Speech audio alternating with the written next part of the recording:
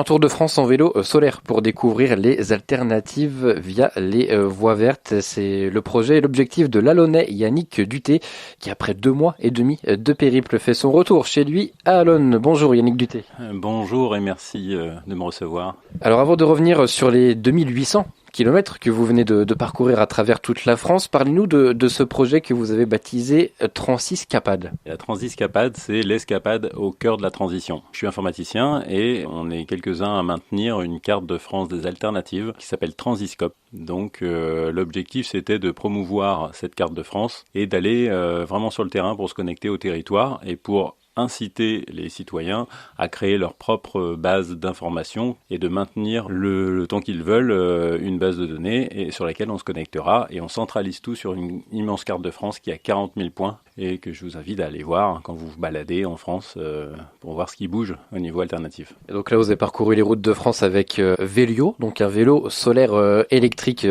construit par vos soins déjà ? C'est un vélo open source. Ce que j'entends par open source, c'est que tous les plans et la notice, les pièces qu'il faut acheter sont répertoriées. Il y a une communauté d'une 50aine de personnes qui sont derrière et qui mettent à jour régulièrement. Bref, le vélo, il évolue au fil du temps et il y a une gouvernance partagée qui se met en place pour savoir vers quoi on va. Et il y a une 40aine de vélos déjà construits un peu partout en France. Et comment on construit un vélo ? Eh bien, on appelle la communauté, on appelle les copains, la famille et on se réunit une dizaine pendant une semaine et on construit cet objet-là. Et comment il fonctionne du coup ? C'est un vélo électrique. Il est limité à 25 km/h et il passe dans les pistes cyclables parce qu'il fait 80 cm de large. Et donc il a des batteries, il a un moteur de vélo électrique aussi, un Bafang de 250 watts, une batterie de 250 watts et sur le toit un panneau solaire de 235 watts. Donc on est pratiquement équilibré, je dirais, c'est-à-dire qu'on a besoin de pédaler, mais on est assisté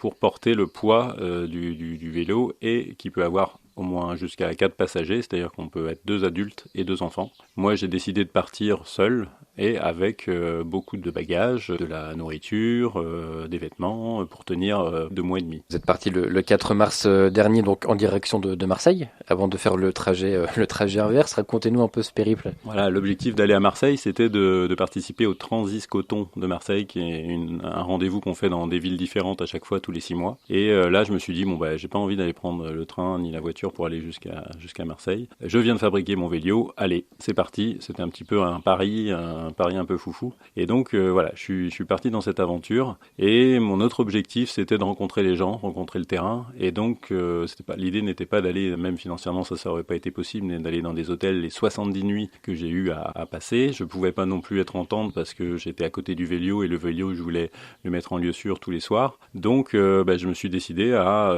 comme les séries que vous voyez à la télé, d'aller rencontrer les habitants et de trouver des gens chez qui dormir régulièrement. Comment ça s'est passé l'approche avec ces gens-là, comment aussi ils ont reçu et accepté votre démarche ? Alors, la plupart du temps, j'étais invité chez des amis d'amis. Après, il y a eu un site qui m'a beaucoup aidé qui est Warm Shower, entre cyclistes qui s'hébergent. Et ensuite, il y a eu la carte Transiscope qui m'a aidé à trouver des lieux, des écolieux, des tiers-lieux et des gens qui sont dans la transition et donc avec qui j'ai pu échanger beaucoup. Et après, il y avait quand j'avais vraiment rien, c'était soit je sonnais aux portes et je rencontrais les gens comme ça. Donc là, il y a eu, comme d'habitude, des gens qui ont un petit peu peur et qui ne savent pas sur qui ils tombent. Donc je respectais évidemment le fait qu'ils ne souhaitent pas et je continuais. Et puis un jour, j'ai trouvé sur Celles-sur-Cher par exemple. Et je suis tombé, alors vous pouvez le voir sur les vidéos que je mets sur YouTube et que j'ai commencé à rencontrer des gens, des retraités qui étaient vraiment gentils et qui en ont parlé dans leur famille. Et leur fille m'a accueilli aussi